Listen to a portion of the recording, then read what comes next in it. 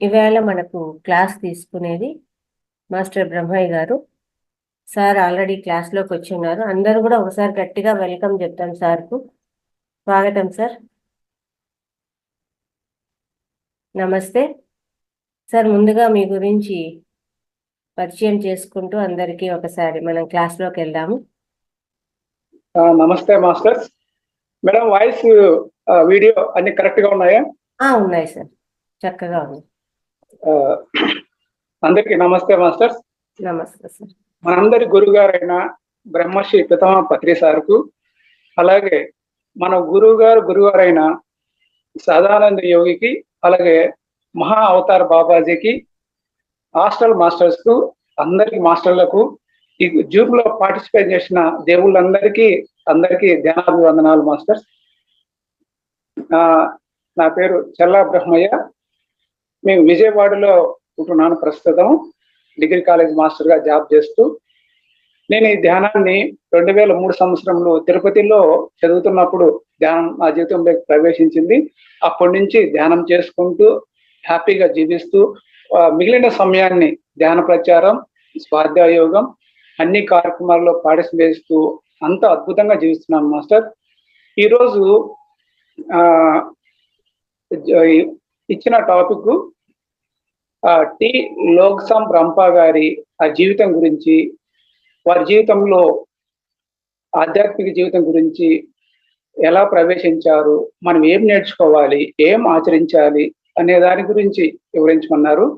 ముందుగా క్లాస్ చెప్పే ముందు జ్ఞానం అంటే ఏంటి, ఆ జ్ఞానం ఎన్ని రకాలు తెలుసుకుందాం. ఫస్ట్ విజ్డమ్ ఈజ్ 4 టైప్స్ అన్నమాట. జ్ఞానం అనేది మనం అర్థం కావడానికి మనం విభజించుకుంటున్నాం. జ్ఞానం అనేది ఒకటే, దాన్ని విజ్ఞానం అని, పరిజ్ఞానం అని పిలుస్తున్నాం. ఈ విజ్డమ్ ను మనకు సులభంగా అర్థం కావడానికి 4 టైప్స్ గా విభజించుకుంటే, ఫస్ట్ వన్ హ్యూమన్ విజ్డమ్, తర్వాత second one common sense wisdom, third one quantum wisdom, fourth one spiritual wisdom. మళ్ళీ ఒకసారి రిపీట్ చేస్తాను.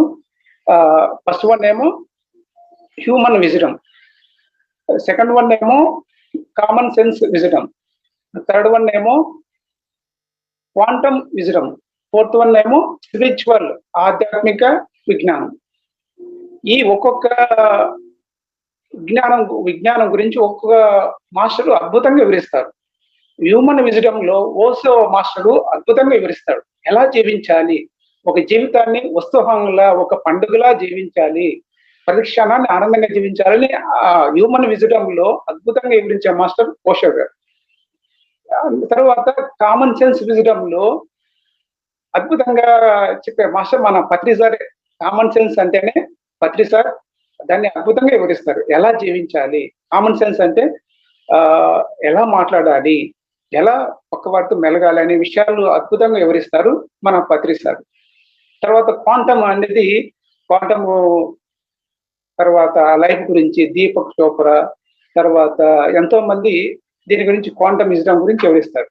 తర్వాత స్పిరిచువల్ విజ్డమ్, ఈ ఆధ్యాత్మిక విజ్ఞానం గురించి లోక్సాం రంపా మాస్టరు విశేషంగా అందించారు. ఈ విజ్ఞానము అందరూ వివరించారు.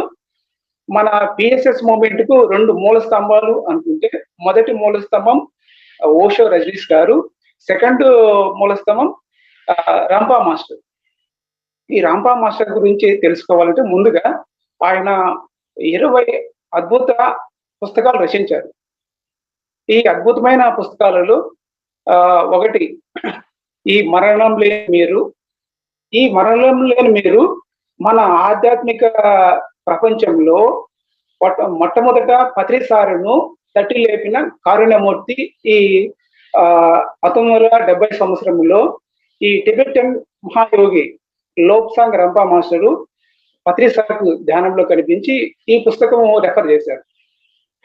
పత్రి సార్ ఏం చెప్తారంటే, 20వ శతాబ్దపు ఆధ్యాత్మిక శాస్త్ర విజ్ఞాన శాస్త్రములలో అగ్రగణ్యుడు ప్రొఫెసర్ అంటాడు ఆయన. ఆ పుస్తకం పేరు యూ ఫార్ ఎవర్ అనే పుస్తకం. మనం తెలుగులో మరణం లేని మీరు అని చెప్తుంది. ఇది ఎన్ని విషయాలు వివరిస్తుందంటే, ఫస్ట్ పత్రిసారి బుక్ చదివిన తర్వాత పత్రిసార్ జీవిత లక్ష్యం ఏంటి అనేది ఎరుకపరిచింది.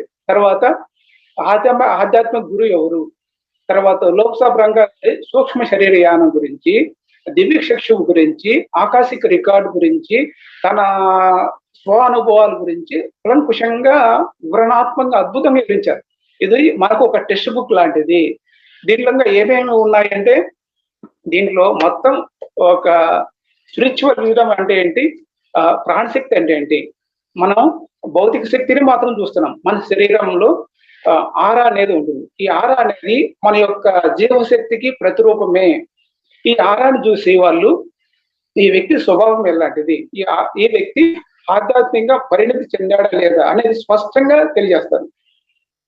సిల్వర్ కార్డు గురించి మన సూక్ష్మ శరీరానికి భౌతిక శరీరానికి ఉన్నటువంటి మధ్య అనుసంధానంగా ఉండేది సిల్వర్ కార్డు గురించి, ఎథరిక్ బాడీ గురించి, తర్వాత 7 శరీరాల గురించి, ఆరా గురించి, విశేషంగా 6 వర్ణాల గురించి, తర్వాత మనకు పటాలలో దేవుళ్ళ పటాలు మనం చూస్తుంటాం. గోల్డెన్ ఆరా ఎంత అద్భుతంగా ఉంటుందంటే, వాళ్ళు ఎంతో విశేషంగా అవతార పురుషులు గోల్డెన్ ఆరా రంగులో ఉంటుంది. మనం చూస్తేనే గుర్తుపట్టచ్చు. తర్వాత సూక్ష్మ శరీరానం, సూక్ష్మ శరీరాన్ని ఎలా చేయాలి, రిలాక్స్, ఈయన విశేషంగా రిలాక్స్ ఎలా కావాలి, ఆర్ట్ ఆఫ్ రిలాక్సేషన్ గురించి అద్భుతంగా వివరించారు. మనం ఎలా, అది కూడా తర్వాత ఈ క్లాస్ లో మనం చెప్పుకుందాం. తర్వాత చెప్పబోయే మనం విజ్ఞానంలో రిలాక్సేషన్ ఎలా తీసుకోవాలి, భూమి అనేది ఒక అద్భుతమైన పాఠశాల అనేది వివరించాడు. తర్వాత మనం దానం ఎలా చేయాలి, మనం సంపాదించిన ధనంలో 10వ వంతు దానం చేయాలి. ఆ దానం చేసేది కూడా మనము మనకు అంతా మనమే, మనము నేను చేస్తున్నా అనే భావన లేకుండా చేయాలి అనేది ఇక్కడ మనం తెలుసుకోవాలి. దీంట్లో మనం సహజంగా మన పెద్దలు కూడా చెప్తుంటారు, ఒక చేతితో ఇస్తుంటే ఇంకో చేతికి తెలియకుండా, కుడి చేతితో ఇస్తుంటే ఎడమ చేతికి తెలియకుండా ఇవ్వాలి, నేను అనేది భావన లేకుండా ఇవ్వాలనేది చాలా విశేషం. తర్వాత మధ్య మార్గంగా జీవించాలి. భయం అనేది లేకుండా జీవించాలి. భయం ఉంటే మన యొక్క జీవశక్తి అనేది తగ్గిపోతుంది, క్షీణించిపోతుంది అనేది భయం ఎట్టి పరిస్థితుల్లో ఉండకూడదంట. అదే విషయాన్ని మన పత్రిసారు అభయంగా ఉండండి, ఎప్పుడైతే అభయంగా ఉంటావో మనకు రావాల్సిన వరాలన్నీ వస్తాయని స్పష్టంగా చెప్పాడు. భయం అనేది ఉండకూడదు. కళల గురించి ఎలా, కళలో మనం వచ్చిన కళల నుంచి, ఆ జ్ఞానం నుంచి మన భౌతిక జీవితంలోకి ఎలా తీసుకొని రావాలి అని మనం కళల్లో ప్రతి ఒక్కరు కళలు కంటారు. అవి జ్ఞాపకం తీసుకునే విషయంలో మర్చిపోతుంటాం. అవి ఎలా గుర్తుపెట్టుకోవాలి. తర్వాత విశ్రాంతి అనేది చాలా ఇంపార్టెంట్. ఆకాశిక రికార్డ్స్ గురించి, తర్వాత టెలిపతి, లెవిటేషన్ అంటే భూమి ఆకర్ష శక్తి నుంచి మన శరీరాన్ని పైకి తీసుకెళ్లి మనకు ఇష్టం వచ్చిన ఒక ఆంజనేయ స్వామి ఎలాగా లెవిటేషన్ చేస్తారు, ప్రతి ఒక్కరూ సాధారణంగా చేయించుంటాడు. ఈ పుస్తకంలో అతను టెలిపతి అనేది, మనము లెవిటేషన్ అనేది మనం సునాయాసంగా చేయొచ్చు, ఎవరైనా చేయొచ్చు అంటాడు. కొంచెం సాధన చేయాలి అంటాడు. కర్మ సిద్ధాంతం గురించి మనం ఎలా ఉండాలి, జీవన సూత్రాల గురించి కూడా మనం తెలుసుకున్నాం. హిప్నటిజం గురించి అన్ని విషయాలు ఒక పరిపూర్ణమైన టెక్స్ట్ బుక్ అన్నమాట. ఆధ్యాత్మిక శాస్త్రవేత్తలు ఎవరైతే కావాలి అనుకుంటున్నారో వాళ్ళందరూ ఇది ఒక టెక్స్ట్ బుక్ లాగా ప్రతిసారి చూపించారు అందరికి. మనం తప్పకుండా ఈ పుస్తకం చదవాలి. మనము ఈ లోబ్సాంగ్ రంపా గారి గురించి, ఆ జీవిత విశేషాల గురించి తెలుసుకుంటున్నాం. ఇది ఆయన 20 ఆధ్యాత్మిక పుస్తకాలు రచించాడు. అందులో గుప్త జ్ఞానం అనేది ఇంకొక పుస్తకం. ఈ గుప్త జ్ఞానంలో మనం కొంచెం ఏం చెప్పారనేది తెలుసుకున్నాం. ఈ ఆధ్యాత్మిక శాస్త్రజ్ఞులు మనం కావాలంటే ఇలాంటి పుస్తకాలు మనం అధ్యయనం చేయాలి. దివ్యక్షు గురించి, టెలిపతి గురించి, హిప్నాటిజం గురించి, అధ్యయనం గురించి ఇందులో వివరించబడింది. అందులో మాదిరిగా సరైన ఆహారం తీసుకోవాలి అంటారు. ఎప్పుడైతే మనం సరైన ఆహారం తీసుకుంటామో మన యొక్క ప్రకంపన యొక్క శక్తి ఇంక్రీజ్ అవుతుంది, మన ప్రకంపనలు పెరుగుతాయి. ఒక వ్యక్తి ఉదాహరణ కూడా చెప్పాడు. ఒక వ్యక్తి సరైన ఆహారం తీసుకోకుండా అతను బాగా ఆధ్యాత్మికంగా ఉన్నతంగా ఎదిగిన వ్యక్తే, కానీ ఆహార విషయంలో సరైన ఆహారం తీసుకోకుండా తర్వాత బాగానే అంటే మత్తు పదార్థాలు తీసుకోవడం వల్ల అతని యొక్క ఆధ్యాత్మిక శక్తిని కోల్పోయాడు అనేది దీనిలో స్పష్టంగా వివరించాడు. ఆహారం అనేది చాలా ఇంపార్టెంట్.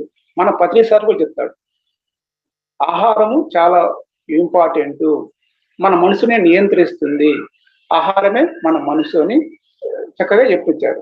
ప్రతిసారి స్వయంగా ఆ ఎక్కువ శక్తి ఇంట్లో ఎవరైతే ధ్యానం బాగా చేస్తారో వాళ్ళే వండాలి, వాళ్ళలో ప్రాణశక్తి ఇతోధికంగా ఉంటుంది, అది ఆహారంలోకి వెళ్ళి వాళ్ళ ఇంటి వారిని ప్రభావితం చేస్తుందని మన ప్రతిసారి కూడా చక్కగా వివరించి ఉన్నారు. కాబట్టి ఆహారం అనేది ఇది ఒక పాయింట్. అయితే ఆహారం ఎలా తినాలి అనేది కూడా ఈ లోక్సాంగ్ రంపా మాస్టర్ వివరించారు.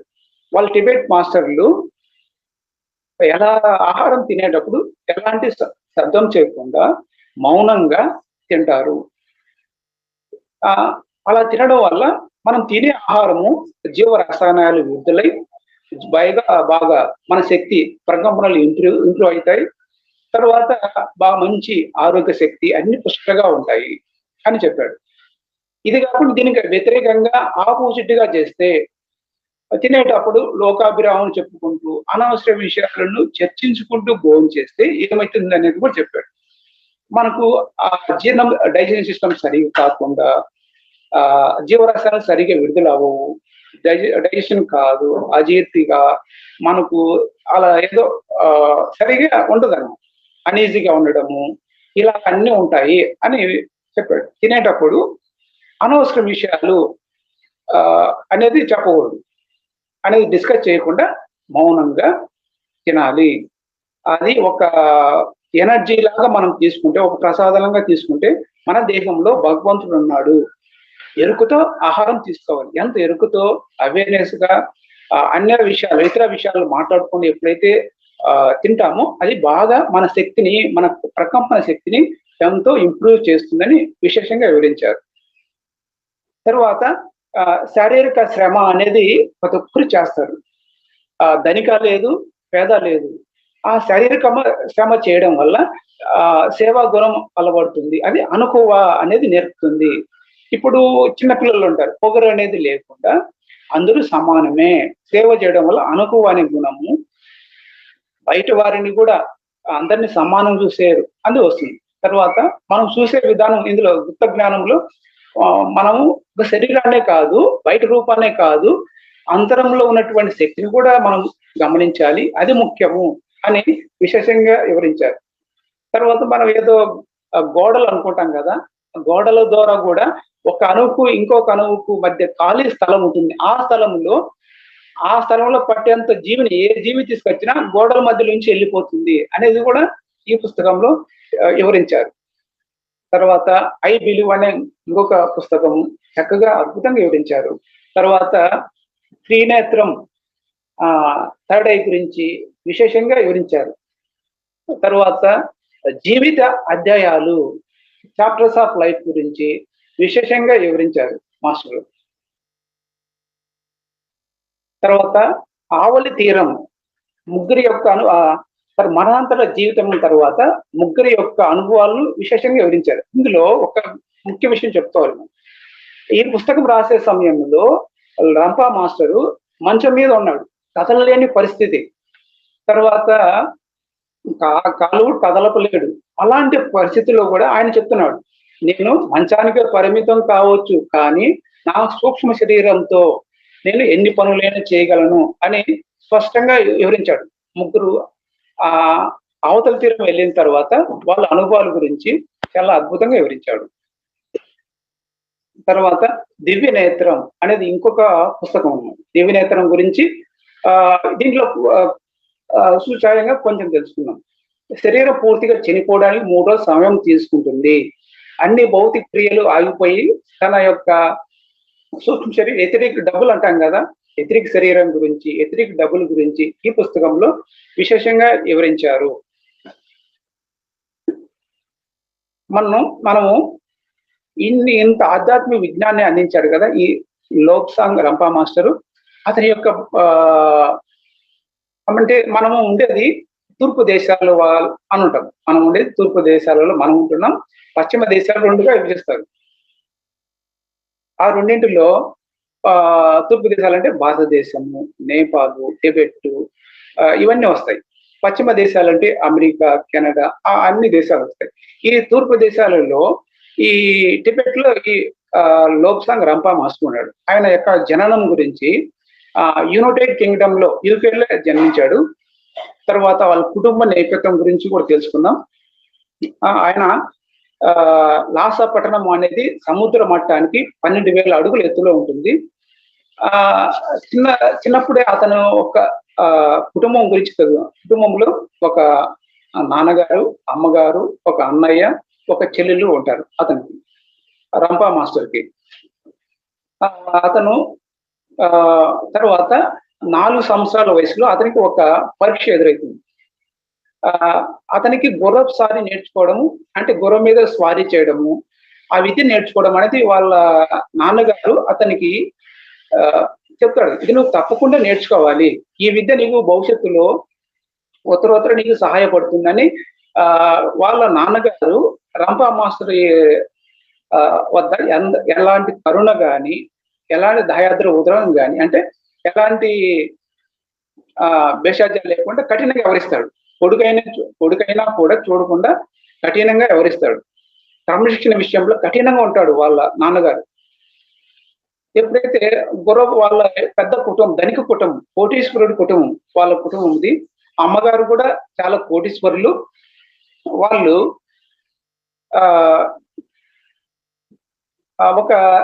వాళ్ళ కోటీశ్వరుల కుటుంబంలో వాళ్ళు 2 అంతస్తుల యొక్క మేడ ఉంటుంది. దాంట్లో ఒక రక్షకుడుగా ఒకరు ఉంటారు, పని వాళ్ళు ఒక పక్క ఉంటారు. వాళ్ళకి అన్ని సౌకర్యాలు ఉంటాయి. వాళ్ళ నాన్నగారు బ్రిటిష్ ప్రభుత్వం నడిపించే వారిలో ఒక ముఖ్యమైన వారు. అమ్మ వైపు నుంచి కూడా వాళ్ళు ఉన్నత కుటుంబంలో స్థానం గలవారు. తల్లిదండ్రులు బాగా మంచి భావాలు కలవారు. తర్వాత 4 సంవత్సరాల వయసులో అతను గుర్రపు సవారీ నేర్చుకోవడంలో ఒక చిన్న ఇన్సిడెంట్ జరుగుతుంది.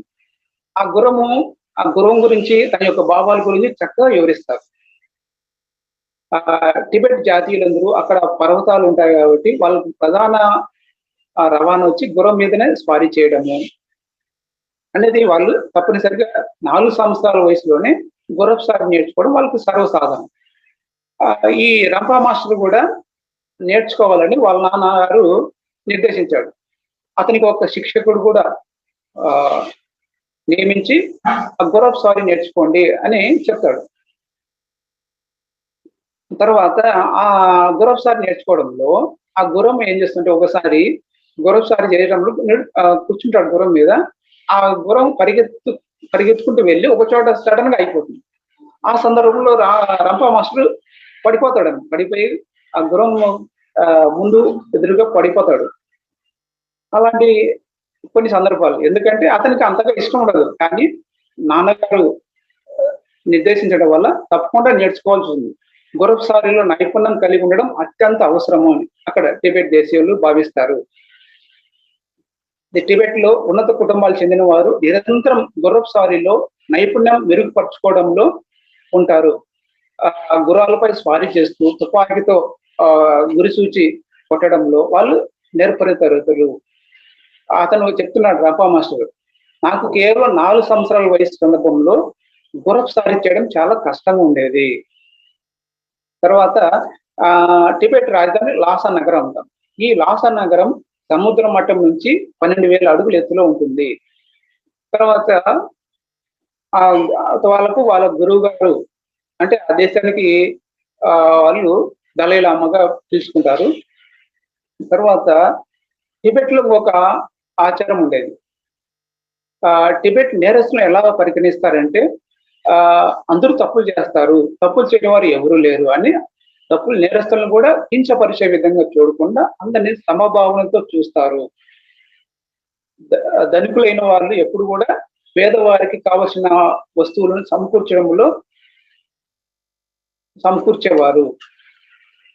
తర్వాత టిబెట్ లో న్యాయ సూత్రాలు కానీ చాలా కఠినంగా అమలు పరుస్తారు. అందరూ న్యాయాన్ని పాటించాలి. ధనిక లేకుండా, పేద లేకుండా అందరూ సమానంగా న్యాయ సూత్రాలను పాటించేవాళ్ళు. వాళ్ళకు అన్నయ్య ఉండేవాడు, తనకు తర్వాత ఒక సోదరి కూడా ఉండేది. 6 సంవత్సరాల తర్వాత 6 సంవత్సరాలు వయసప్పుడు దాదాపు 7 సంవత్సరాలు చేరుకుంటాడు. అప్పుడు రాంపా మాస్టరు టిబెట్ లో క్రమశిక్షణ విషయంలో ఒక పిల్లవాడు ఎంత ఉన్నత కుటుంబానికి చెందిన వాడైనా శిక్షణ ఎంత కఠినంగా ఉంటుందంటే అంత కఠినంగా ఉంటుంది. ఉన్నత వర్గానికి చెందిన పిల్లలు అన్ని సౌకర్యాలు కలిగి ఉంటారు కాబట్టి వారికి శిక్షణ విషయంలో మినహాయింపు ఏమీ ఉండదు. అందువల్ల వారి బాల్య దశలో యవనంలో కఠినంగా ఉండాలి. అందువల్ల అతడు అనుభవాలతో కష్టాల గురించి తెలుసుకొని, అంటే ఉన్నత కుటుంబాల వాళ్ళు అతడు కష్టాలు గురించి తెలుసుకొని ఇతరుల కష్టాలను అర్థం చేసుకుంటాడు. ఆ దేశం యొక్క దృక్పథం కూడా అదే అన్నమాట. తను కష్టాలు తెలుసుకోవాలి, ఇతరుల కష్టాలను కూడా అర్థం చేసుకునే విధంగా చిన్నప్పుడు వాళ్ళకి నేర్పిస్తారు. వాళ్ళు పగలు నిద్రపోయేది ఎవరికి లేదన్నమాట. రాత్రిపూట మాత్రమే నిద్రపోతారు. చిన్న పిల్లలు కూడా పగటిపూట నిద్రపోనివ్వరు. రోజుకి 24 గంటల్లో 18 గంటలు కష్టపడే వాళ్ళు. మనం పాఠశాలలో ఎలా ఉండేది, పాఠశాలలో చైనా భాషను నేర్చుకునే వాళ్ళు. అది 2 భాషలు నేర్చుకునేవాళ్ళు. ఒకటేమో చైనా భాష, ఒక టిబెటియన్ భాష. తర్వాత లాసా నగరం అనేది సముద్ర మట్టానికి 12,000 అడుగులు ఉండడంతో అక్కడి నుంచి పర్వతాలు కూడా చాలా ఎత్తులో ఉన్నాయి. అతను అంకగణితం నేర్చుకోవడంలో చాలా భయపడేవాడు. కానీ వాళ్ళ యశోదరి మాత్రం అంకగణితంలో మంచి నైపుణ్యత కలిగిన వ్యక్తి. తర్వాత న్యాయ సూత్రాలను తటస్థం చేసేవాళ్ళు. స్కూలులో పాఠశాల దశలో విద్యార్థులు గది ప్రవేశించిన తర్వాత న్యాయ సూత్రాలు ఏంటి అనేది ఒకసారి మనం తెలుసుకున్నాం. న్యాయ సూత్రాలు క్రింది విధంగా ఉన్నాయి. మంచి చేస్తే మంచి తిరిగి వస్తుంది. బలహీనులతో అంటే కలహం చేయరాదు. శాసనాలను చదివి అర్థం చేసుకోవాలి. నీ పొరుగు వారికి సహాయం చేయాలి అనేది ఒక శ్లోకంగా వాళ్ళ స్కూల్లో నేర్పించారు. చట్టం అనేది సంపన్నుల పట్ల కఠినంగా ఉండి వారికి సమానత్వాన్ని అర్థం చేసుకునే తత్వాన్ని బోధిస్తుంది. పేదవారి పట్ల సున్నితంగా ఉండి వారి పట్ల దయ, కరుణ కలిగి ఉండేటట్టుగా వాళ్ళ చట్టం ఆశ్రయించేవారు. తర్వాత ఇంకా స్కూల్లో కొన్ని సూత్రాలు నేర్పించారు. అవి ఏంటంటే, ఏదైనా మనమైనా అప్పులు చేస్తే అవి సక్రమంగా చెల్లించాలి. ఈ విధంగా ప్రతిరోజు ఆ సూత్రాలను వల్లి వేయడం వల్ల అవి మర్చిపోయే ప్రసక్తే ఉండదు. జీవితం అంటే చదవడానికి కాకుండా ఆటలు కూడా నేర్పించేవాళ్ళు. టిబెట్ లో వాళ్ళ పాఠశాల దశలోనే ఆటలు కానీ పాటలు నేర్పించడము చాలా అన్నిటికీ ఇంపార్టెన్స్ ఇచ్చేవాళ్ళు. వాళ్ళ దేశంలో పగటి కూడా బాగా వేడిగా ఉండేది. చాలా చలిగా 40 డిగ్రీల్లో చలి గడ్డగట్టే చలికాలంలో చాలా తీవ్రమైన చలి ఉండేది. వాళ్ళు టిబెట్ లో సరదాగా క్రీడ ఏదంటే గాలిపటాలను ప్రయోగించడంలో అత్యంత ఆసక్తి కనబరిచేవాడు. రాంపా మాస్టరు గాలిపటాలను తయారు చేయడంలో, అవి ఎగరవేయడంలో చాలా ఆసక్తి, ఇంట్రెస్ట్ గా ఉండేది. టిబెట్ రాజధాని లాసా ప్రధాన క్రీడ ఏదంటే జాతీయ క్రీడగా గాలిపటాలను వాళ్ళు జాతీయ క్రీడగా తీసుకుంటారు.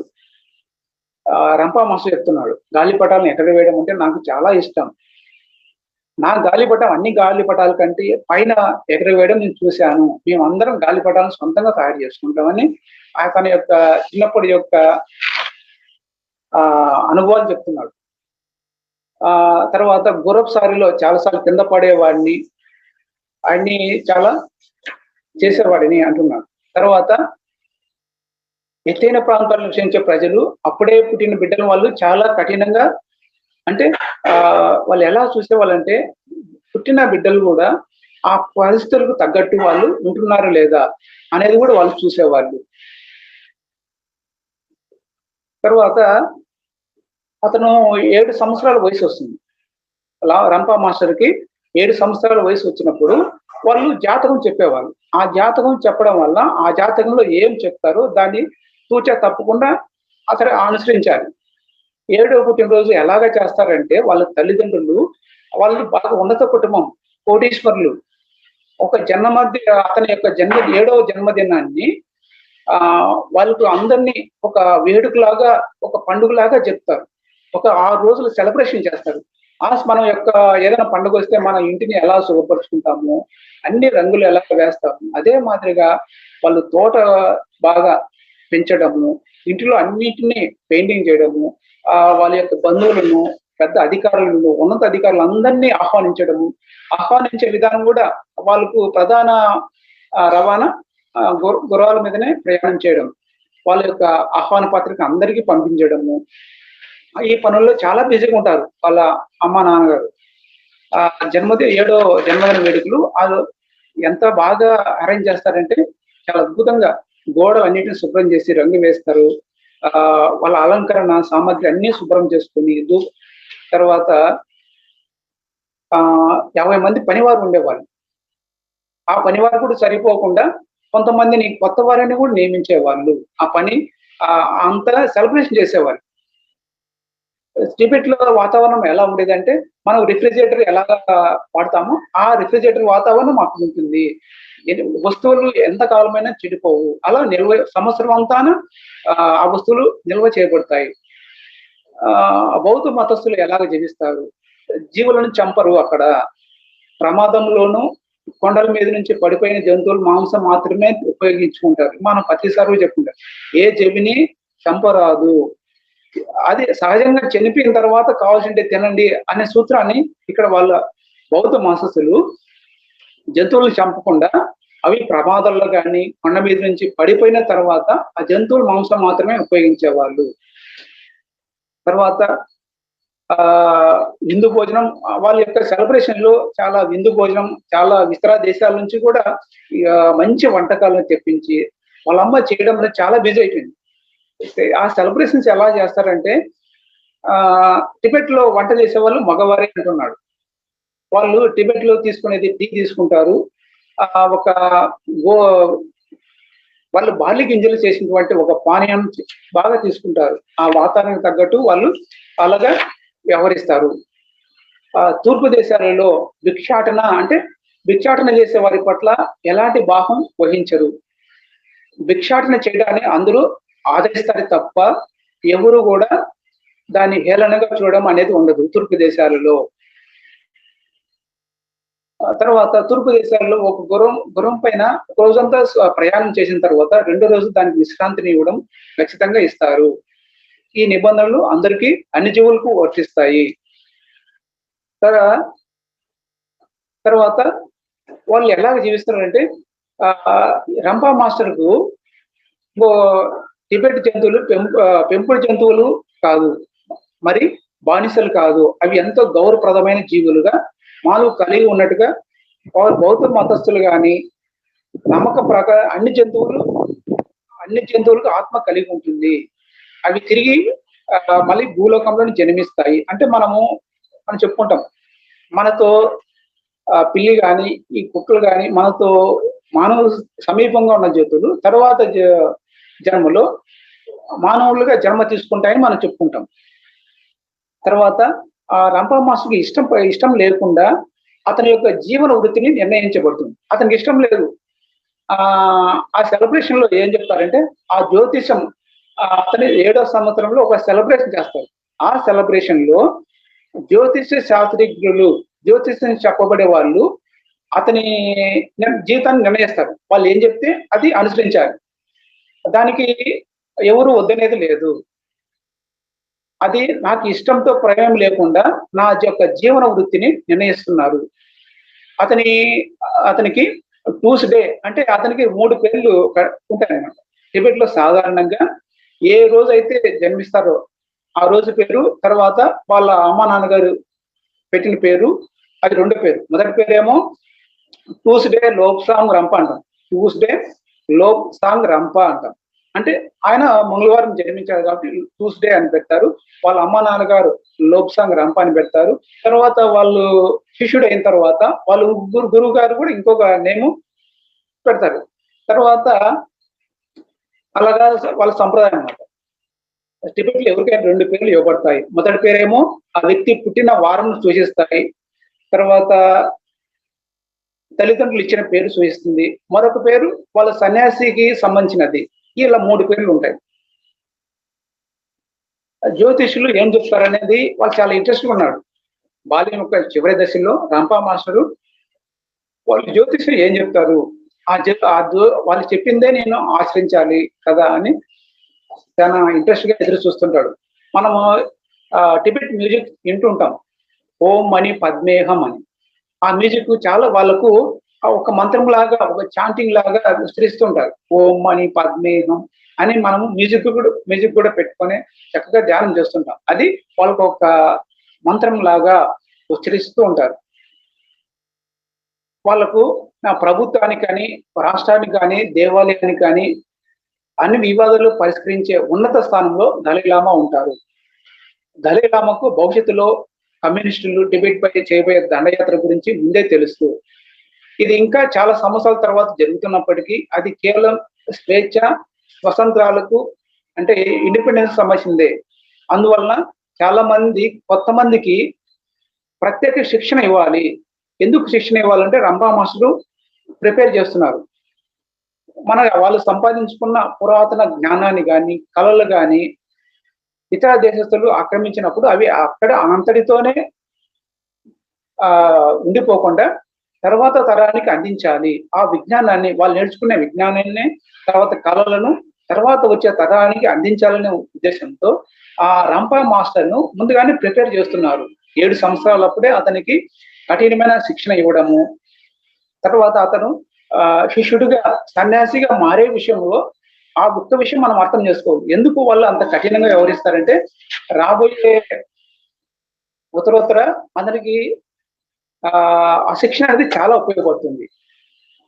తర్వాత అక్కడ ఉండే పరిపాలన గురించి వివరిస్తారు. తర్వాత సన్యాసులు ఎలాంటి రంగును, ఎరుపు రంగును ధరిస్తారు. వాళ్ళు దలైలామా అనేది బంగారు రంగును వాళ్ళు పవిత్రమైన రంగుగా భావిస్తారు. బంగారు రంగును ఒక దలైలామా ఉన్నతంగా అభివృద్ధి చెందిన మాస్టర్లు మాత్రమే ఆ బంగారు వర్ణపు దుస్తులు ఎప్పుడు తమ రంగును కోల్పోవు, ఎప్పుడు స్వచ్ఛంగా ఉంటాయి.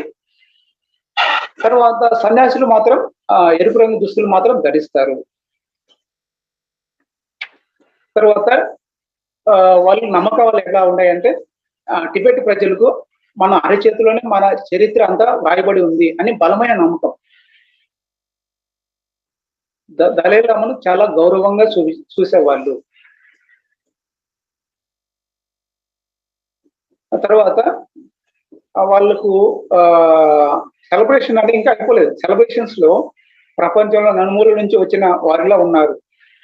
వాళ్ళ యొక్క చెల్లి కానీ కొత్త దుస్తులు ధరిస్తూ చాలా చక్కగా అందరూ తయారవుతారు. వాళ్ళ నాన్నగారు కానీ అమ్మగారు కానీ చాలా ఒక సెలబ్రేషన్ లో స్టిల్ వాళ్ళ అమ్మగారు వాళ్ళ హోదాను బట్టి వాళ్ళు ప్రిపేర్ అవుతూ ఉంటారు.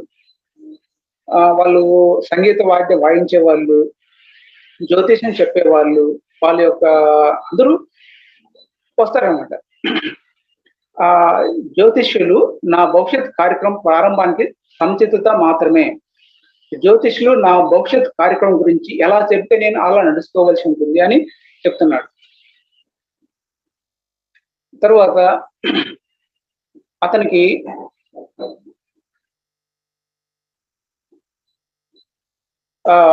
దేశ భవిష్యత్తును చెప్పే లామాలు అంటే వాళ్ళు లామాలను గురువు గారు భావిస్తారు. లామాల నుంచి వచ్చేవారు.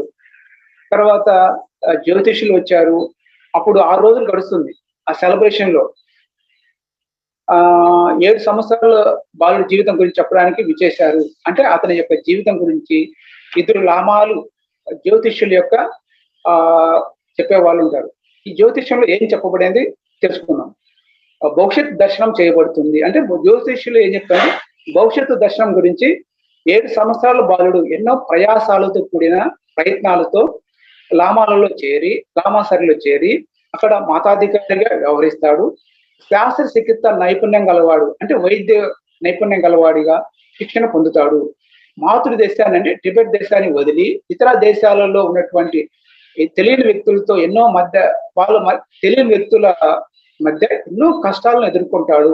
అందరినీ పోగొట్టుకుంటాడు. చిట్ట చివరికి విజయాన్ని సాధిస్తాడని వాళ్ళు జ్యోతిష్యులు చెప్తున్నారు. జ్యోతిష్యులు ఏం చెప్తున్నారంటే 7 సంవత్సరాల ఈ బాలుడు ఎన్నో కష్టాలను ఎదుర్కొంటాడు. ఒక మతాధికారిగా వ్యవహరిస్తాడు, ఒక లామా గురువుగా వ్యవహరిస్తాడు, వైద్య చికిత్స నైపుణ్యుడిగా వ్యవహరిస్తాడు. ఈ టిబెట్ దేశాన్ని వదిలి ఇతర దేశాల వారి దగ్గరికి వెళ్ళి అక్కడ ఎన్నో విషయాలు నేర్చుకుంటాడు, ఎన్నో కష్టాలు ఎదుర్కొంటాడు, చిట్ట చివరికి అతని విజయమే సాధిస్తాడు అని ఆ జ్యోతిష్యులు చెప్తారు. అది బాల్యపు దశలు. వాళ్ళు ఏం చేశారు, వాళ్ళ మంగళవారం లోక్ సంఘ్ రంప అని వాళ్ళ పిలుస్తేవారు. టుజు అనేది తన యొక్క గుర్రం పైన నేర్పించే వ్యక్తి, గుర్రపు స్వారీ నేర్పించే వ్యక్తిని టుజు అంటారు. తర్వాత 108 అనేది వాళ్ళు ఒక 108 108 అనేది చాలా పవిత్రమైన అంకిగా భావిస్తారనమాట. తర్వాత వాళ్ళ నాన్నగారు ఆ సెలబ్రేషన్స్ అన్ని అయిపోతాయి. తర్వాత వాళ్ళ నాన్నగారు చెప్తారన్నమాట, లామా అంటే దుకాణానికి వెళ్ళి నీకు కావాల్సిన వస్తువులన్నీ కొనుక్కో అని అతనికి రక్షణగా తోడుగా ఒక వ్యక్తిని పంపిస్తారన్నమాట. అక్కడ వెళ్ళి తనకు కావాల్సిన వస్తువులన్నీ ఒక సన్యాసికి తనకు భౌతిక అవసరం నిమిత్తం ఏమేం కావాలో అన్ని తీసుకుంటాడు. నాన్నగారు ఒక కోటీశ్వరుడు, దేశవ్యాప్తంగా ఎన్నో ఆస్తులు ఆభరణాలు కలిగి ఉన్నాడు, మంచి సంపన్నుడు అని వివరిస్తున్నాడు.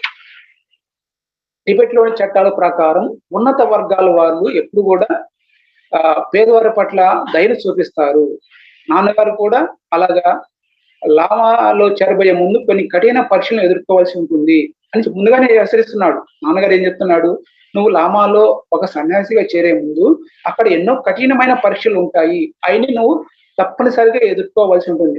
ఇక్కడ చాలా ముఖ్యమైన అంశం, నన్ను ఎలాంటి కఠిన పరీక్షకు గురి చేసినా వాటిని ఎదుర్కొని తప్పనిసరిగా వారికి విధేయతనే చూపించి వారి ఆజ్ఞలను పాటించి లామాలలో చేరాలి, ప్రవేశం పొందాలని కఠినంగా తండ్రి గారు ఆజ్ఞాపించాడు. నువ్వు ఈ ప్రవేశ పరీక్షలో విఫలం అయితే తిరిగి ఇంటికి రావద్దు అని కఠినంగా వ్యవహరిస్తాడు. చిన్న పిల్లవాడే అని దయా దాక్షిణ్యం ఏమి లేకుండా నువ్వు ఈ ఎన్నో పరీక్షలు పెడతారు, ఆ ప్రవేశ పరీక్షలో నువ్వు విఫలమైనావంటే నువ్వు ఇంటికి తిరిగి రావద్దు, నీకు ఇంట్లో వారితో ఎలాంటి సంబంధం ఉండదు అని చెప్పి మళ్ళీ ఒక మాట కూడా చెప్పకుండా రంపా మాస్టర్ నుంచి దూరం వెళ్ళిపోతాడు. అమ్మ అప్పటికే నిద్రపోవడంతో నేను వాళ్ళ అంటే ఒక లామాసరిలో జాయిన్ కావడానికి బయలుదేరుతున్నప్పుడు అమ్మను చూడాలి, ఒక వీడ్కోలు చెప్పాలనేది కూడా ఉంటుంది. కానీ అమ్మ అప్పటికే వాళ్ళు నిద్రపోయి ఉంటారు. రేపు ఉదయాన్నే ఇల్లు శిక్షణ ఇచ్చే వ్యక్తి రంపా మాస్టర్ బయలుదేరి వెళ్ళాలి, దాని గురించి ఆలోచిస్తున్నారు. వాళ్ళిద్దరూ వెళ్తారు. వాళ్ళు ముందు రోజు బయలుదేరే ముందు సాయంత్రమే నాన్నగారు నిర్దేశం చెప్తాడు, నువ్వు అన్ని పరీక్షల్లో నెగ్గాలి, ఉత్తీర్ణుడు అవ్వాలి, ఆ పరీక్షలు విఫలమైతే నువ్వు తిరిగి ఇంటికి రాకు అని చెప్పడంతో అతనికి ఎన్నో బాధ ఉంటుంది. కానీ అతని యొక్క సోదరి కూడా ముందు రోజు సాయంత్రమే వాళ్ళు కలుసుకొని మాట్లాడుకోవడం జరుగుతుంది. తర్వాత ఆలోచిస్తుంటాడు రాత్రంతా. నాన్నగారు రాత్రి చెప్పిన విషయాల గురించి లోతుగా ఆలోచిస్తున్నాడు. నాన్నగారికి పిల్లల పట్ల ఉన్న అయిష్టతను ఆలోచించాడు. రేపు ఎలా ఉంటుంది, ఇంటి నుంచి చాలా దూరంగా వెళ్ళాలి అనే దాని గురించి ఆలోచిస్తున్నాడు. ఒంటరిగా ఉండడం అనేది మొదటిసారి ఎదుర్కొంటున్నాడు. అది ఎలా ఉంటుంది అనేది చాలా ఒంటరిగా భయంగా ఉంటాడు. అది రంపా మాస్టర్కి ఇష్టం లేకపోయినప్పటికీ అది నేను తప్పనిసరిగా చేయవలసిందే. అన్ని భావోద్వేగాల మధ్య ఇంటిని వదిలి నాకు చాలా కష్టంగా ఉంది, ఇదే మొట్టమొదటిసారి, ఎప్పటికీనూ వచ్చే సందర్భాలు లేవు. అమ్మ నాకు వీడ్కోలు చెప్పడానికి వచ్చి ఉన్నట్లయితే సందేహం లేకుండా అమ్మను వేడుకొని ఇంటి దగ్గరే ఉండేవాడిని, పట్టుబట్టి ఉండేవాడిని. చాలా మంది టిబెట్ బాలురు ఇంటి వద్ద సుఖంగా హాయిగా ఉండేవాళ్ళు. కానీ నేను చాలా కష్టపడాలి. చివరిసారి నన్ను పంపించడానికి ఎవరు రాకపోవడంతో తరువాత నాకు గుర్తుకొచ్చినది నాన్నగారి కఠినమైన ఆజ్ఞలు. దానిలో ముందుగా నేను జీవితంలో క్రమశిక్షణను విధేయతను అలవర్చుకోవాలి, తప్పకుండా నేర్చుకోవాలి అని ఆజ్ఞాపిస్తారు. తర్వాత ఆ వాళ్ళు ఒక ప్రదేశం నుంచి ఇంకో ప్రదేశానికి వెళుతూ లామాసరిలో సన్యాసులుగా ప్రవేశం పొందడం కోసం ఎదురు చూస్తుంటారు. ఆ తను ఆశ్రమము ముఖ్య అధికారి అతను ఒక గేటు దగ్గర నించొని ఉంటారు. ముగ్గురు వ్యక్తులు, ముగ్గురు పిల్లలు, ఆ పిల్లలు కూడా 7 సంవత్సరాలు అలా ఉంటాయి. వాళ్ళు ఎందుకు ఉంటారంటే, మేము ప్రైవేట్ విశ్వవిద్యాలయంలో కనుక ప్రవేశం పొందితే అక్కడ స్నేహితులతో చాలా ఫ్రెండ్షిప్ చేయాలి అని ముందుగానే అన్ని ఊహించుకుంటూ ఉంటాడు. ఈ విశ్వవిద్యాలయం నేను ప్రవేశిస్తే అందరితో చక్కగా ఫ్రెండ్షిప్ చేయొచ్చు, చక్కగా ఆనందంగా ఉండొచ్చు అని అనుకుంటాడు. ఆ లామాలో సన్యాసులుగా ప్రవేశం కోసం ఎదురు చూస్తుంటారు. ఎప్పుడు వస్తుంటారా, ఆ డోర్ ఎప్పుడు ఓపెన్ చేస్తారా, ఆశ్రమంలోకి ఎప్పుడు వెళ్తామా అని ఎదురు చూస్తుంటారు. అక్కడ ఎదురయ్యే పరీక్షలు చాలా కఠినంగా ఉంటాయి. అతను లామా అనే వ్యక్తి 3 రోజులు ఎలాగా ఉంటాడంటే, ఉదయము వాళ్ళు సన్యాసులు నిర్దేశిస్తారు. నువ్వు ఈ గేటు నుంచి 40 అడుగులు వెనక్కి వెళ్ళి అక్కడ రోజంతా ధ్యాన ముద్రలో ఉండాలి. అతనికి ఎలాంటి ఆహారం ఉండదు, ఏమి ఉండదు. ధ్యాన ముద్రలో ఉండాలి, కదలకూడదు. ఎర్రటి ఎండలో కదలకుండా ధ్యాన ముద్రలో ఉండాలి ఉదయం నుంచి సాయంత్రం వరకు. అది చాలా కఠినమైన పరీక్ష. అంత అతను ఉదయం నుంచి మధ్యాహ్నం వరకు వెయిట్ చేస్తాడు. మధ్యాహ్నం అప్పుడు ఆహారం ఉండదు, నీళ్లు ఏముండవు. వాళ్ళు ఆజ్ఞాపిస్తారు, నువ్వు ఒక 40 అడుగులు వెనక్కి వెళ్ళి అక్కడ గులకరాళ్ళు ఉంటాయి.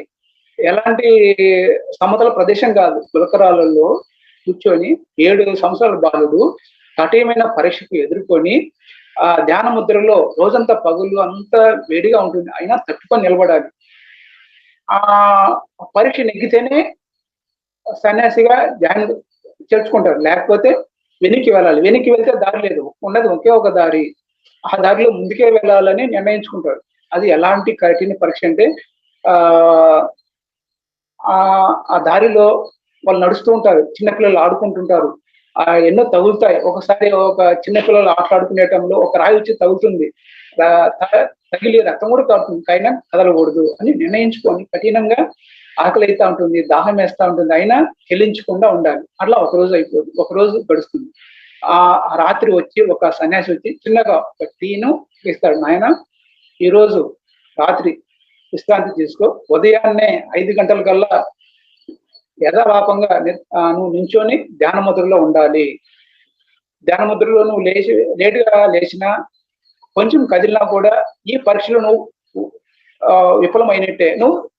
మేము జాయిన్ కానిచ్చుకోము, నిన్ను సన్యాసిగా స్వీకరించామని కఠినంగా వ్యవహరిస్తారు. ఏ విషయంలో కూడా వాళ్ళు ఆ సన్యాసిగా జాయిన్ కావడంలో ఎన్ని కష్టతరమైన ప్రతి సందర్భంలో కఠినమైన పరీక్ష ఎదురవుతుంది. అలాగా ఒకరోజు గడుస్తుంది, రెండో రోజు అలాగే ఉండాలి. ఉదయం నుంచి సాయంత్రం ఈవినింగ్ వరకు ఎర్రటి ఎండలో ఆహారం ఉండదు, అతను దాహం వేస్తా ఉంటుంది, ఆ దుమ్ము తగులుతూ ఉంటుంది, ఆ పిల్లలు ఆటలాడుకోవడము, మరొకసారి ఆ దారిలో వెళ్ళే వాళ్ళు అదంతా దుమ్మంతా పడతా ఉంటుంది. కానీ సహనంతో ఎదుర్కొంటాడు. 2 రోజులు అయిపోతుంది, అలా 3 రోజులు ఎదుర్కొంటాడు. చాలా కఠినంగా ఉంటుంది. ఈ కఠినంగా ఎందుకు వివరిస్తారంటే, భవిష్యత్తులో అతనికి ఆ శిక్షణ అలా ఇవ్వబడుతుంది. ఎందుకంటే భవిష్యత్తులో ఒక లామా, ఒక వ్యక్తి ఎంత సాధన చేసి నేర్చుకుంటాడో ఆ జీవిత కాలంలో అతనికి కొద్ది కాలంలోనే నేర్పించబడుతుంది అనేది అతనికి తరపిది ఇవ్వబడుతుంది. ఒక సన్యాసి జీవిత కాలం అంతా కష్టపడి ఏమి నేర్చుకుంటాడో అది నీకు కొన్ని రోజుల్లోనే నేర్పిస్తాం అనేది అతనికి తడై అనేది ఒక ఆపరేషన్ ద్వారా ఓపెన్ చేపిస్తారు. ఆ తడై ద్వారా దివ్యక్షేషం తెచ్చుకోవడము, ఆస్ట్రల్ ట్రావెల్ చేయడము, ఆరా చదవడము, ఇవన్నీ వాళ్ళకు అన్ని మరణాంతర జీవితం గురించి కులంకుషంగా అన్ని అందిస్తారు. అలాగా అదే మేడం, ఇంకా చాలా ఉంది, కానీ అతని జీవితం గురించి ఇంకా తెలుసుకోవాలి చాలా విషయాలు. ఈ లామా సన్యాసిగా జాయిన్ అయ్యేటప్పుడు చాలా కఠినంగా వ్యవహరిస్తారు.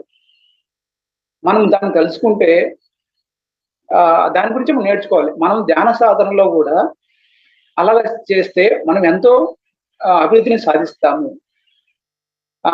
మనం ఆసన సిద్ధి పొందాలి అంటే 3 గంటలు కదలకుండా కూర్చొని మనం ఆసన సిద్ధి పొందాలి. అలాగా ఆయన ఉదయం నుంచి సాయంత్రం వరకు ధ్యాన ముద్రలో కదలకుండా ఎర్రటి ఎండలో ఆహారం లేదు, నీళ్లు లేకుండా 3 రోజులు పరీక్షలు ఎదురుతాయి. తర్వాత లోపలికి తీసుకెళ్తారు. లోపలికి తీసుకెళ్ళిన తర్వాత మళ్ళీ పరీక్షలే.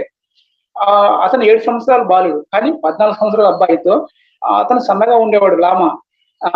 ఇతను రంపా మాస్టర్, కానీ 14 సంవత్సరాల అబ్బాయితో దృఢంగా ఉన్న వారితో ఒక పరీక్ష ఎదురవుతుంది. ఆ పరీక్షలో కూడా నెగ్గుతాడు. అలా ఒక్కొక్క పరీక్ష నెగ్గుతూ చివరికి వాళ్ళ గురువు గారి దగ్గరికి వెళ్తాడు. మియంగారు అని వాళ్ళ గురుగారి పేరు. అది మేడం క్లుప్తంగా చెప్పాలంటే ఇంకా చాలా ఉంది, కానీ చాలా విషయాలు ఆయన మనకు ఎన్నో విషయాలు అందించారు. దివ్య జ్ఞానం గురించి, సూక్ష్మ శరీర యానం గురించి, ఎలా చేయాలి ప్రాక్టికల్ గా, ఆర్ట్ ఆఫ్ రిలాక్సేషన్, ఎలా విశ్రాంతిని తీసుకోవాలి అనేది కూడా మనం హాయిగా మనం ఒక ఫ్యాక్టరీలో ఉంటేనా, ఫ్యాక్టరీలో వర్క్ చేసే వర్కులు మనం ఎలాగా వర్క్ చేసిన తర్వాత వాళ్ళందరూ విశ్రాంతి తీసుకోండి అని ఎలా పంపిస్తామో, అలాగా మన శరీరంలో ఎంతో మంది శ్రామికులు, వైట్ కలర్స్ జాబ్ చేసే వాళ్ళు, అన్ని జాబ్ చేసే వాళ్ళు ఉంటారు. వాళ్ళకు మనం ఆజ్ఞాపించాలి, మీరంతా పని చేశారు, అలసిపోయారు, రెస్ట్ తీసుకోండి అని మనం ఆజ్ఞాపించి మనసు చేసే అది గమనిస్తూ రిలాక్సేషన్ చేసుకోవచ్చు అని చాలా వాళ్ళ గురుగారు చెప్తారండి. ఇదే మేడం. ఇంకా ఏమైనా మీకు సందేహాలు ఉంటే షేర్ చేసుకోవచ్చు. చాలా అద్భుతంగా వివరించారు.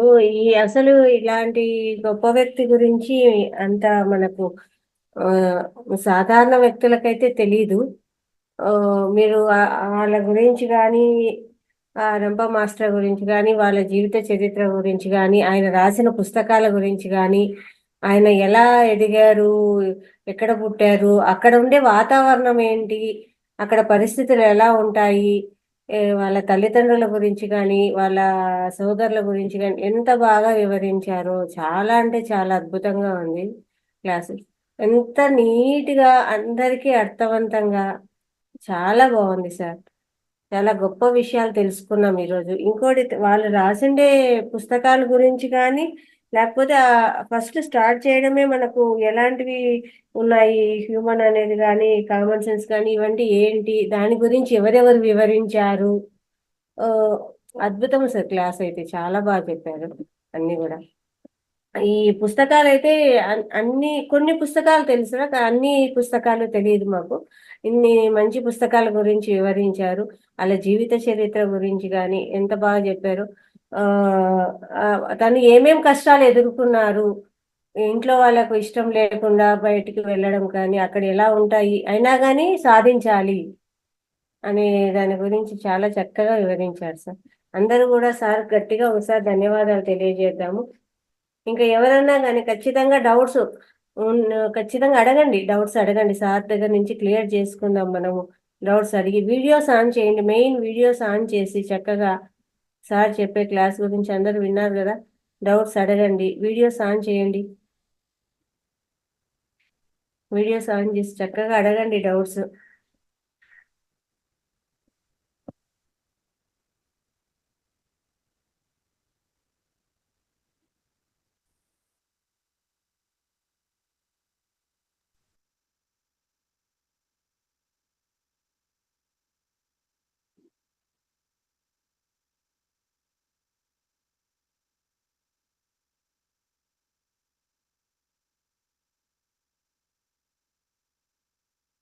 ఏ డౌట్స్ ఏం లేకపోతే మెడిటేషన్కి వెళ్దాం మేడం. మెడిటేషన్ సార్, మీకు ధ్యానంలో అనుభవాలు చెప్పండి సార్. Thank you madam. ధ్యానంలో ప్రవేశించాను నేను 2003లో ధ్యానంలో ప్రవేశించాను మేడం. ధ్యానంలో ప్రవేశించిన తర్వాత బాగా సమయంలో బాగా సాధన చేసేవాడిని. తిరుపతిలో మహతి ఆడిటోరియంలో అలా 2003 నుంచి పీజీ చదువుతున్నాను తిరుపతిలో. అప్పుడు బాగా చేసేవాడిని. అక్కడ నాకు సమయం ఉన్నప్పుడల్లా బెంగళూరు పిరమిడ్ వ్యాలీకి వెళ్ళేవాడిని. అక్కడ నేను ఒక 41 days ఏకతాటిగా రోజుకు 10 గంటలు 15 గంటలు చొప్పున ధ్యానం చేస్తూ అక్కడ 41 days గడిపాను. ఆ 41 days లో చివరి రోజు ఆ ఆ దివ్య చక్షువుతో ఆ సూక్ష్మ లోకాల గురించి, ఆ స్టార్ సిస్టమ్ గురించి కొంచెం చూడగలిగాను. తర్వాత ఆస్ట్రల్ ట్రావెల్ గురించి ఆస్ట్రల్ ట్రావెల్ చేస్తూ ఒక లోకానికి వెళ్ళాను. ఆ లోకం గురించి అక్కడ ఉండే ప్రజలను అడుగుతున్నాను, ఇది ఏ లోకం అంటే ఆనంద లోకం అండి. ఓహో, ఆనంద లోకం ఇంత ప్రశాంతం ఉంటుందా అని గమనించాను. తర్వాత ఈ మధ్య కాలంలో రీసెంట్ గా నేను ధ్యానం చేస్తున్నాను, ఇంకో పక్కన ఏదో డిస్టర్బ్ గా ఉంది. నేనేమో అనుకుంటున్నాను, డిస్టర్బ్ చేయొద్దు అని చెప్దామని ధ్యానంలోనే వెళ్ళాను. వెళితే ఆ డిస్టర్బ్ చేసే వాళ్ళు లేరు. ఓహో, ఏంది రూమ్ అంతా ఖాళీగా ఉంది, డిస్టర్బ్ చేసే వాళ్ళు ఎవరు లేరే, ఇద్దరు వ్యక్తులు మాట్లాడుకుంటున్నారే, చూస్తే ఎవరు లేరు అక్కడ. తర్వాత తిరిగి వచ్చి నా శరీరంలోకి నేనే ప్రవేశించాను. అది అంటే అంతా నేనే ఉన్నాను అనేది ఒక అనుభవం. అంటే డిస్టర్బ్ చేసే వాళ్ళు లేరు, ఏం లేదు, ఉన్నది నువ్వే అనే అనుభవం కూడా ఈ మధ్య గ్రహించాను మేడం. ఇంకా అనుభవాలు ఉన్నాయి. అంటే మన జీవితంలో ఎలాంటి కష్టాలు వచ్చినా ఇన్నర్ వాయిస్ ఫాలో అయ్యేవాడిని. ఇన్నర్ వాయిస్ వస్తే దాన్ని అనుసరించి ఆ కష్టాలు కానీ మనకు వచ్చే ఎలాంటి సమస్యలైనా అధిగమించి ముందుకు పోవడానికి నేనేం చదవాలి, ముందుకు ఎలా వెళ్ళాలి, నేనేం చేయాలి అనే సందిగ్ధమైన పరిస్థితుల్లో ఉన్నప్పుడు ఆ ఇన్నర్ నుంచి వాయిస్ వచ్చేది, దాన్ని అనుసరించేవాడిని. అలాగా ముందుకెళ్తున్నాను అన్నమాట. ఇది క్లుప్తంగా.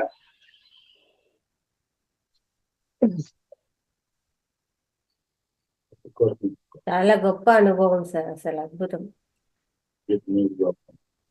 ఇంకా ఎవరైనా డౌట్స్ ఉంటే అడగండి అమ్మా సార్.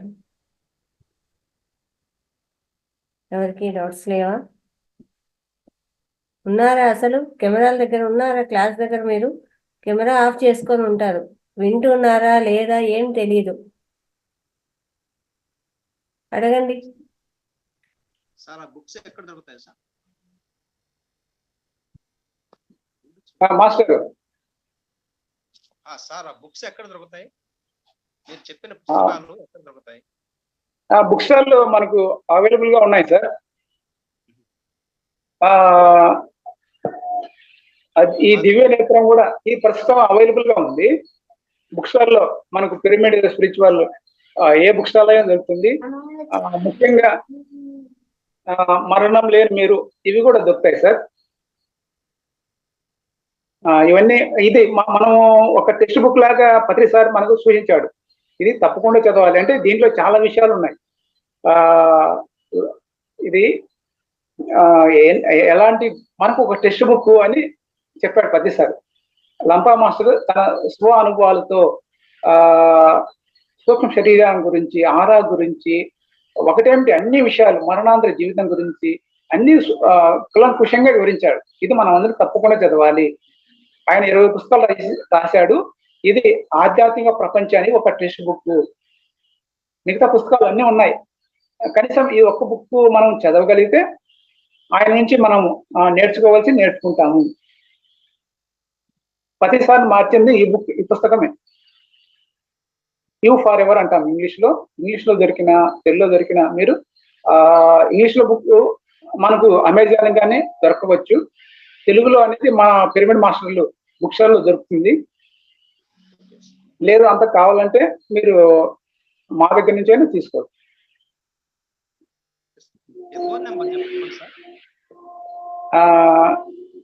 మాస్టర్ 9989884280.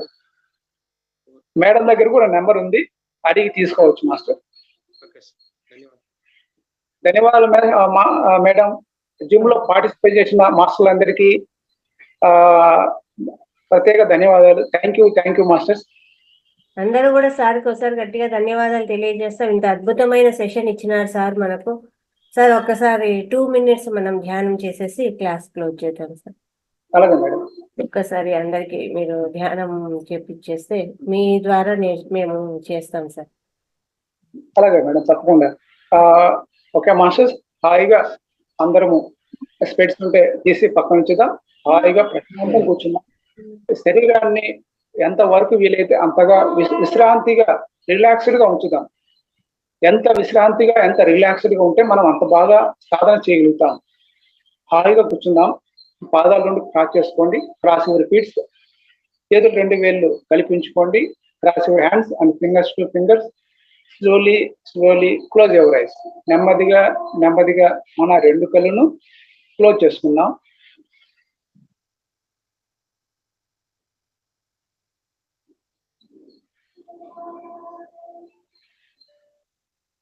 ధ్యానం అంటే సహజంగా సరళంగా జరుగుతున్న మన ఉచ్ఛ్వాస నిశ్వాసాలను హాయిగా ప్రశాంతంగా గమనిస్తూ ఉండడమే. Meditation means observation of our natural normal breathing process.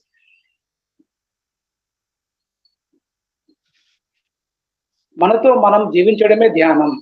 మనతో మనం ఉండడమే జ్ఞానం. మనతో మనం ఉండడమే ముక్తి. మనతో మనం ఉండాలి. అదే ధ్యానం.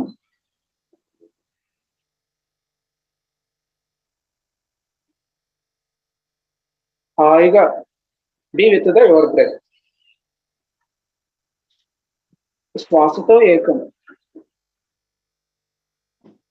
ఈ శ్వాసను మనం ఎప్పుడైతే గమనిస్తామో అపారమైన అనంతమైన విశ్వశక్తిని మనం తీసుకుంటాం. ఎప్పుడైతే ఈ విశ్వశక్తిని మనం తీసుకుంటామో మన జీవితంలో మార్పు వస్తుంది.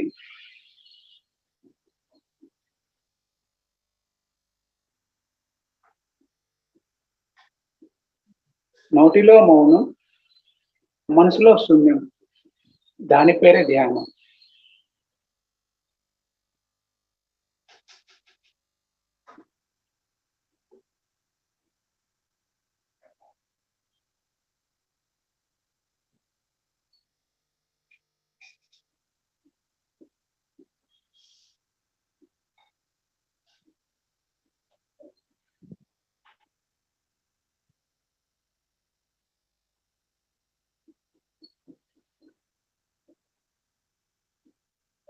శ్వాస మీద ధ్యాస.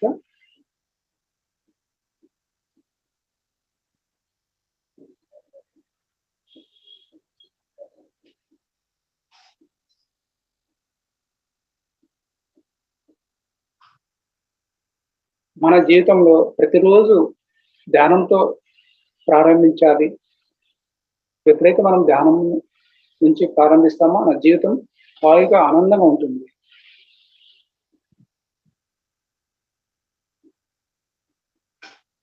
అహింసలో ఉంటూ ధ్యానం చేస్తూ పక్కవారికి ధ్యానం గురించి చెప్తూ అహింస గురించి చెప్తూ ఇదే మనం చేయవలసింది.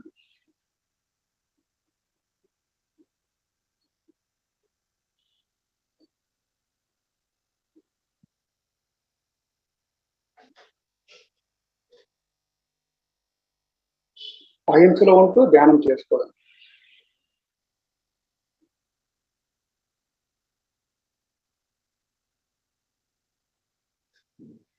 చివరి 1 నిమిషం.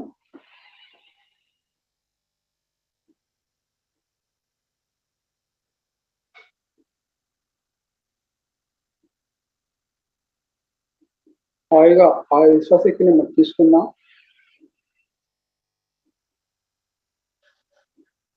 మన మనసు ఖాళీ అవుతుంటే ఆ విశ్వశక్తి భౌతికంగా వస్తుంటుంది. నోటిలో మౌనం. మనము నోటి ద్వారా ఏమీ మాట్లాడకూడదు. మనసులో ఏ ఆలోచన ఏ గందరగోళం ఉండకూడదు. మనసులో శూన్యం.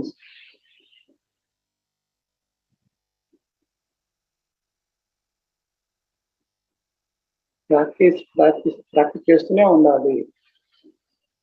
సాధన చేయగా మనము పర్ఫెక్ట్ అవుతాము.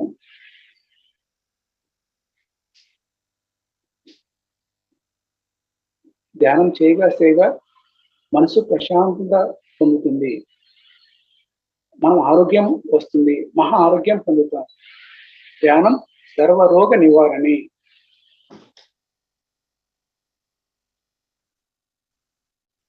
బుద్ధి విచక్షణ పొందుతాం. ఆత్మానందంగా జీవిస్తాం. ధ్యానం వల్ల అన్ని లాభాలే.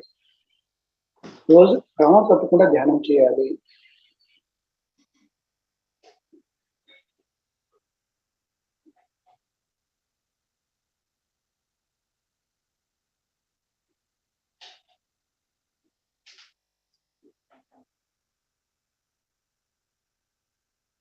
Last 30 seconds.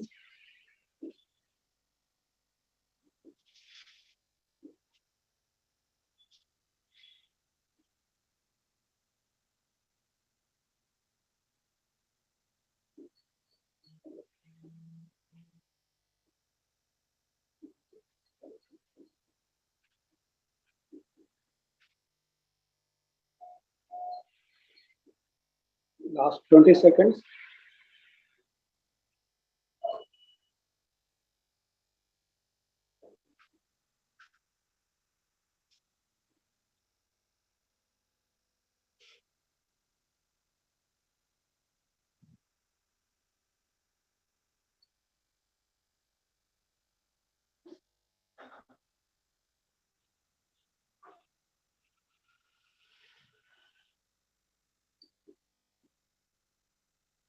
Last 10 seconds.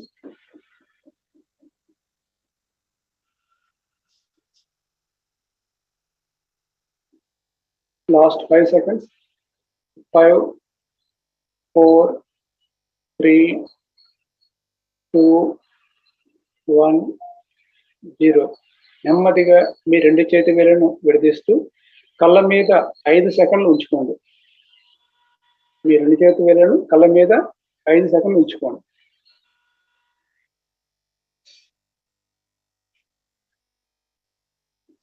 5, 4, 3, 2, 1, 0. Remove your hands. Slowly open your eyes. నెమ్మదిగా మీ 2 చేతి వేళ్లు తీస్తూ నెమ్మదిగా కళ్ళు తెరవండి.